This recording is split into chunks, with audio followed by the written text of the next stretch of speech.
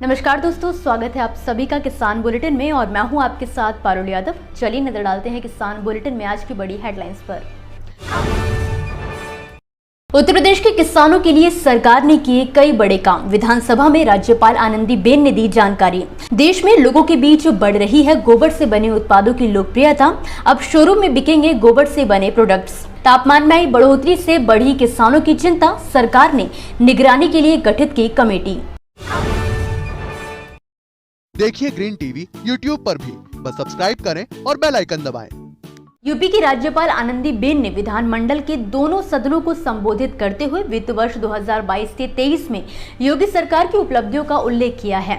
उन्होंने आगामी वित्त वर्ष 2023 से 24 की कार्य योजना से दोनों सदनों को अवगत कराया। उन्होंने कृषि क्षेत्र की उपलब्धियां बताते हुए किसानों को सब्सिडी पर सोलर पंप देने वाली पीएम कुसुम योजना के मिल रहे बेहतर परिणामों का भी जिक्र किया। उन्होंने बताया कि सरकार ने अगले वित्त वर्ष के दौरान पूरे प्रदेश में 30,000 सोलर पंप लगाने का लक्ष्य तय किया है। गौरतलब है कि पिछले बजट में योगी सरकार ने 2022 से 23 में पीएम कुसुम योजना के तहत 15,000 सोलर पंप सब्सिडी पर किसानों को वितरित करने का लक्ष्य निर्धारित किया था। इस योजना के तहत किसानों में सोलर पंप प्राप्त करने की मांग लगातार बढ़ रही है। इसे देखते हुए सरकार ने अगले साल के लिए सोलर पंप वितरित करने का लक्ष्य दोगुना कर दिया है।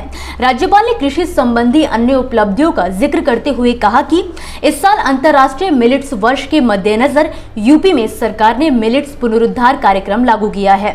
इसमें अगले 4 साल के दौरान मोटे अनाजों के उत्पादन और उपभोग को बढ़ाने का अभियान चलाया जाएगा। राज्यपाल ने यह भी कहा कि वित्तीय वर्ष 2022 से 23 के दौरान सरकार ने 49 जिलों में गौ आधारित प्राकृतिक खेती का काम शुरू कराया है। गोबर के उत्पादों की मांग देश में बढ़ती जा रही है। लोगों के बीच दिन पर दिन गोबर से बने उत्पाद लोकप्रिय होते जा रहे हैं, जिसे देखते हुए ही हाल ही में छत्तीसगढ़ में गोबर से निर्मित उत्पादों की बिक्री के लिए देश का पहला शोरूम खोला गया है। इस शोरूम के शुरू होते ही इस बिजनेस से जुड़ी महिलाओं के सपने साकार हो गए हैं।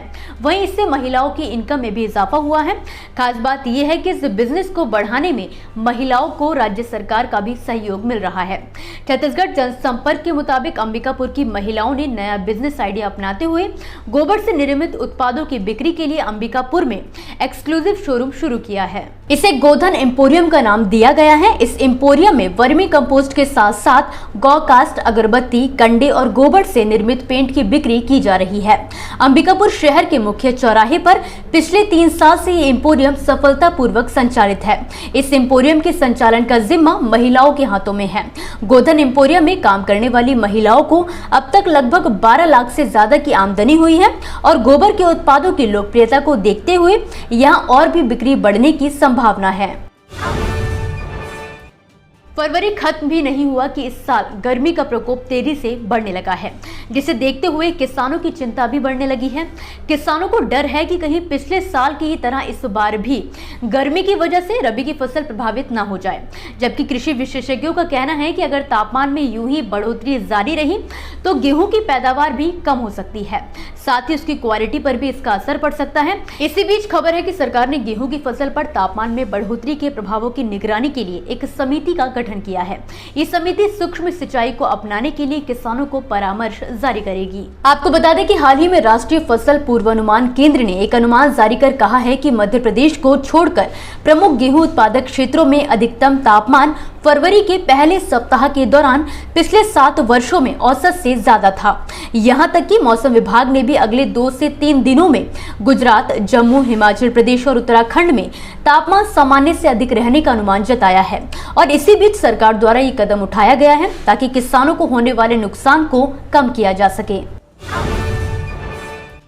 दोस्तों, ये थी वो खबरें जिन्हें हमने आप तक विस्तार से पहुंचाया, लेकिन अब हम बात करेंगे कुछ ऐसी खबरों की जिनके बारे में भी आपके पास जानकारी होना बेहद जरूरी है। तो चलिए फटाफट से एक नजर डालते हैं खेती किसानी और कृषि क्षेत्र से जुड़ी आज की छोटी बड़ी अपडेट्स पर।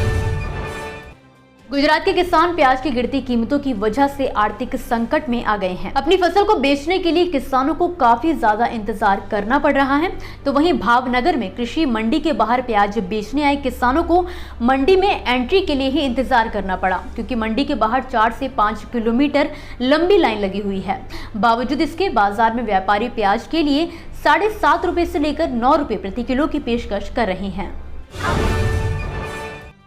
देश का चीनी उत्पादन चालू विपणन वर्ष में 15 फरवरी तक 2.8% बढ़कर 2,28.4 लाख टन हो गया है।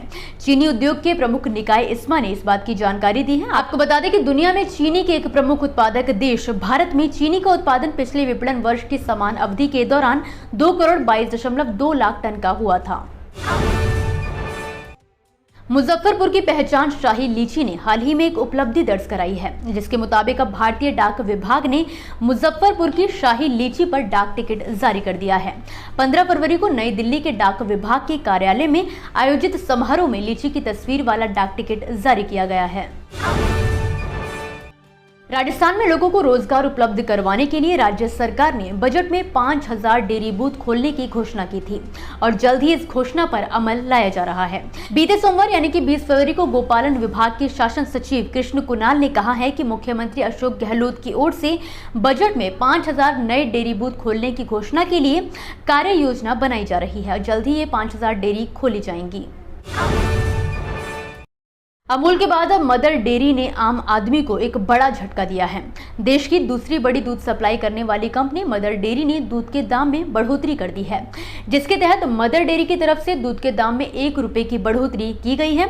जानकारी के लिए आपको बता दें कि मदर डेयरी ने 1 लीटर के पाउच में दूध के दाम बढ़ाए हैं। आधे लीटर के पाउच में दूध के दामों में बढ़ोतरी नहीं की गई है। इससे पहले अमूल ने दूध के दामों में बढ़ोतरी की थी। इसी के साथ आज के किसान बुलेटिन की बड़ी खबरों में फिलहाल के लिए बस इतना ही। आप मुझे दीजिए इजाजत और देखते रहिए ग्रीन टीवी। नमस्कार।